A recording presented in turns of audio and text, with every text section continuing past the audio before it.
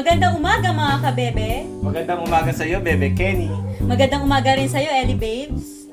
Tunay ang love is in the air ngayong buwan ng Pebrero, partner. Tama ka dyan, partner. Kaya kahit patapos ng love month, hindi pa rin tayo pahuli sa usaping pag-ibig. Nako ha, usong-uso na naman ang pagkain mga chocolates na yan. Oo nga. Naku, importante talaga ang tsokolate sa aming mga lalaki tuwing nanliligaw. Eh sino ba naman kasi makakatanggi sa chocolates, di ba?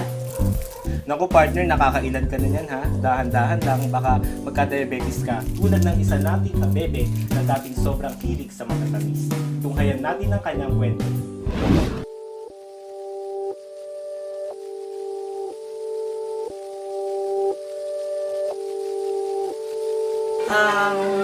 Noon kasing nag-work pa ako, na-feel ko na hilong-hilo. And then, nagpa-clinic ako, doon na diagnose na mataas yung sugar. Malaking pagbabago, lalo na sa pagkain. Dapat wala ka ng sweets. Pwede, kaya lang, yung pakonti-konti lang. And then, yung carbo, limited din siya sa pagkain. Tulad no, nakakapag-prepare ako ng ganitong food. Kaya lang kasi, parang nagkikrave ka rin eh. Kaya, hindi nga ako kahit may ibang mga bawal. Pero hindi ko naman kinakain. Minsan kasi, nakakaramdam ako ng biglang panghihina, panginginig ng katawan, lalo na yung paggutom. Kaya dapat meron kang baon lagi mga biscuits, Skyflex. Naiiwasan din kasi may mga apo ako, binibigay ko na lang sa kanila. Ano po Kailangan yung may mga exercise. kadalasang exercise yung talagang simpleng bike lang, jogging? Nag-aero every Saturday sa Imus, sa Plaza.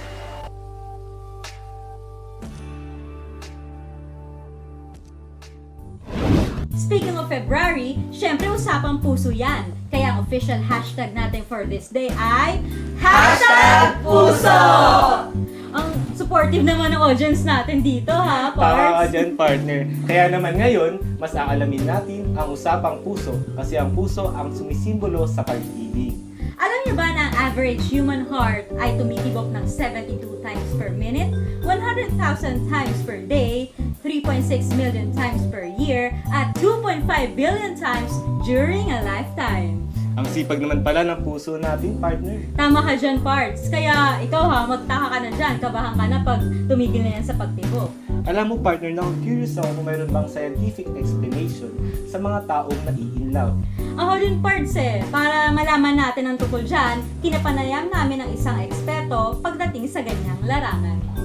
Ang puso ay tumitibok para mabuhay, hindi para umibig. Yes. And ang pag-ibig naman is when you say that you are in love, it is also the same with other things like any excitement. So when it comes to the cardiovascular system, bumibilis ang puso kapag may stimuli or kapag may mga excitement.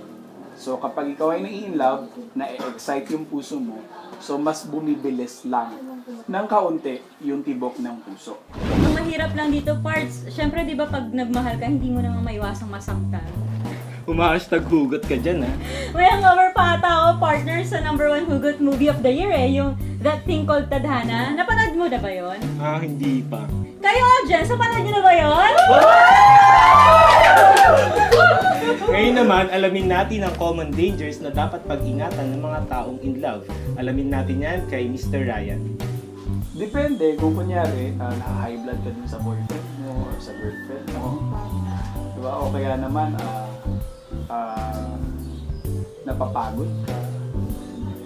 Pero actually, hindi kasi siya specific lang sa pagiging in love. But any workload, any stressors, anything na magkukos sa'yo na constantly paulit-ulit kang napapagod, paulit-ulit kang... Actually, equipped naman yung puso for that. So, pag nasobrahan lang, baka hindi sa puso, baka sa utak. Partner, iba talaga pag puso na yung pinag-usapan, no? Oo nga, kaya dapat talaga nating ingatan yan kasi nag-iisa lang yan, partner. Pero partner, paano nga ba natin ang aalagaan ang napaka-precious at delicate nating puso? Alamin natin ulit yan kay Mr. Ryan. Advices for a healthy heart, syempre, healthy diet, iwasan yung mga matataba, mamamantika, tapos, of course, exercise, yung paglalakad, pag-akyat sa hagdanan, even jogging or running, di ba? Or weightlifting, di ba? Is also good for the heart. And syempre, yung pinaka-best aside sa diet and exercise is living a happy life.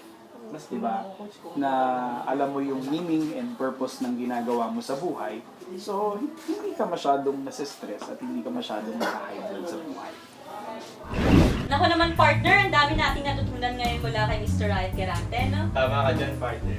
Mga kabebe, maaari na nga pala kayo mag-send ang inyong mga tanong para sa aming bagong segment na Tanong ni Ellie. Sagot ni Kenny. I-send lamang inyong mga tanong sa aming official account sa Twitter na Makabebe Mornings as in MCBB Mornings at gamitin ang ating official hashtag for today na #puso. Sa aming pagbabalik, aalamin naman natin ang pinakabagong breakthrough sa larangan ng medisina.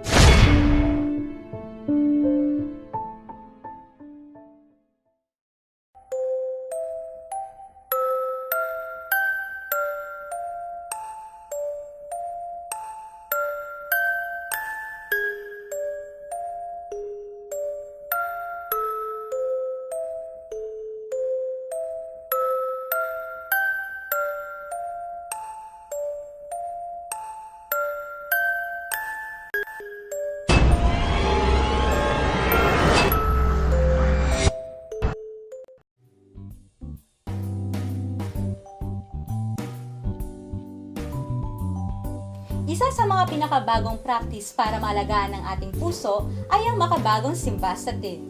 Ayon sa ating research na nakakatulong ang statin upang pababain ang cholesterol level sa ating katawan. Tunay ngang good for the heart. Huwag na natin itong patagalin pa, partner. Alamin na natin ang makabagong impormasyon na ito mula kay Mr. Alan Lumalang. Simvastatin is for the hyperlipidemic patients, and yun yung unang-una. So, it is the first generation of simvastatin sa Zocor. So, lumabas na dyan yung mga generic brands ng mga simvastatin. Like, I think there are almost 50 in the market na simvastatin. And then, after 10 years, lumabas naman yung atorvastatin, which is the higher, mas malakas or mas potent na simvastatin in the market, na statin in the market. And then, pagkatapos ng atorvastatin, lumabas naman yung rosuvastatin. So, nag-continuous yung evolution ng medicine, and siguro ang kalakip na nung evolution ng medicine is that mas higher na yung risk, mas matapang na kasi yung mga medicines ngayon, mas yung mga raw materials nila ay hindi na basta-basta nakikita or very rare na yes, they treat certain diseases pero may kaakilap siyang side effects. So the higher the dose of the medicine, the higher the side effects of the product. Partner, buti na lang may mga ganitong gamot na, no? Para hindi masyadong kaba ng ating mga bebe. Oo nga, partner. Alam mo ba na kamakailan lang ay naging trending sa Sydney, Australia ang Heart in a Box? Heart in a box? Ano yun? Aalamin natin yan kay Bebe Jack. Alam nyo ba mga kabebe, na kung noon ay mga puso lamang na mga brain dead na pasyente ang karaniwang idinodonate para sa isang transplant, ngayon, pati mga puso ng patay, pwedeng-pwede na. Yan ang natuklasan sa isang pag-aaral sa Sydney, Australia, kung saan inanunsyo ng mga doktor ng St. Vincent Hospital na nakagawa na sila ng mga operasyon kung saan ang puso ng isang patay ay inilipat sa isang buhay. Blood is flowing through, all the nutrients are going through it, and that allows the heart to start. The heart just needs volume to come into it, and if it's a good working heart, it'll work. Sometimes we have to kickstart it with a little bit of an electric shock. 57-year-old na babaeng si Michelle Gribilad ang unang pasyente na sumailalim sa naturang operasyon. 12 taong pinag-aralan ng nasabing ospital ang naturang operasyon. Sa huli, naging matagumpay ang mga sumunod na transplant. I'm alive again and I'm a different person altogether. I feel like I'm 40 years old. Yan muna ang hatid kong trivia para sa inyo. Balik sa inyo dyan, mga bebe. Salamat sa iyo, Bebe Jack. Wala na talagang imposible sa panahon ngayon, no? Pati patay na puso kayang buhayin. Tama ka dyan, partner. #puso lang talaga. Sa mga pasyenteng may heart disease na bumabagal ang pagtibok ng puso, ang science and technology ay may solusyon po para sa inyo. Tama ka dyan, partner. Ang tawag sa device na ito ay ang pacemaker. Ang mga karagdagang impormasyon ay ihahatid ulit na sa atin ni Mr. Ryan Quirante. With regards to our field, as we take care of the heartbeat, ang puso kasi natin is tumitibok around 60 to 100 beats per minute. And imagine natin, mula pagkabata natin, ito ay tumitibok up until now. So there are instances that yung nagbibigay ng tibok na ito ay napapagod rin. Okay, kaya dumarating minsan sa pagkakataon na instead na makapagbigay ng at least 60 beats per minute, minsan is napapagod rin siya kaya nababawasan. So tendency nun is mas madaling napapagod yung puso.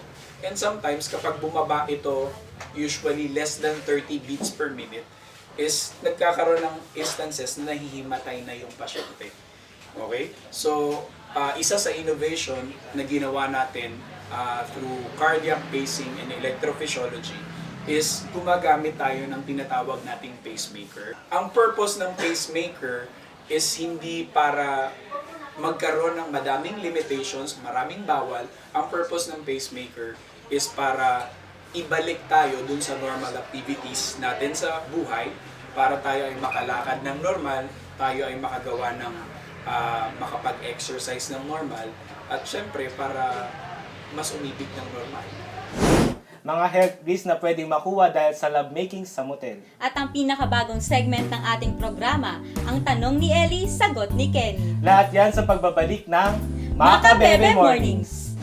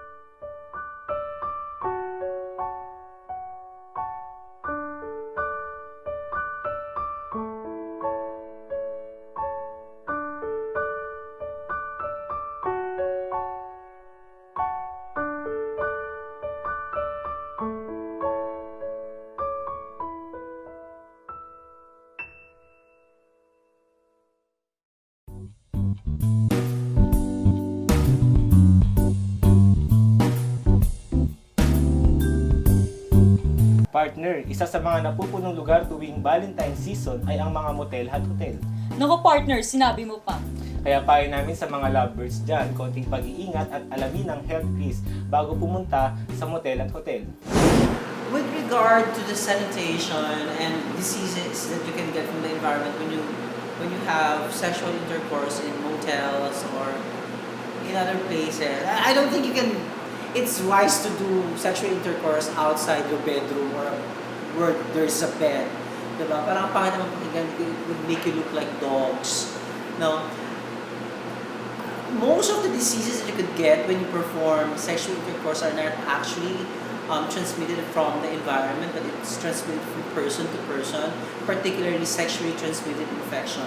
But should you perform the intercourse in a place where there is very poor sanitation and hygiene, the usual diseases here would be diseases of the skin, of course, infection with boil and chancre causing diseases such as caused by Staphylococcus aureus, and perhaps fungal infection that may cause dermatophytosis such as ringworm, athlete's foot, especially if you're going to take a shower and do your sexual intercourse in the restroom that is unsanitary. At ang napili nating katanungan ay mula kay @gandalang Joyce. Available na po ba yung heart transplant mula sa patay na tao dito sa Pilipinas? Para sa sagot sa tanong ni @gandalang_Joyce, sa kasalukuyan sa Sydney, Australia pa lamang nagaganap yung ganyang klaseng heart transplant.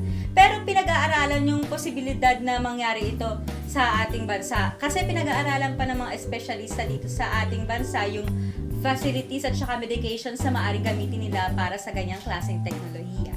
Sana nasagot namin ang katanungan mo @gandalang_Joyce. Nga pala mga kabebe, nandito sa ating audience ang ating kachika tuwing linggo na si Sonia Cuevas ng programang Chika ni Sonia. At kasama rin natin ang respetable host na pinakaabangang main files na si Miss Andrea Marie Babiera.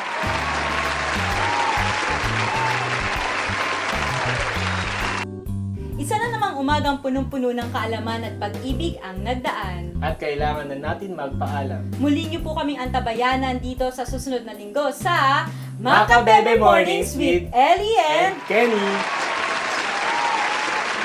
Sa wakas! Yes. Uno na to. Joke.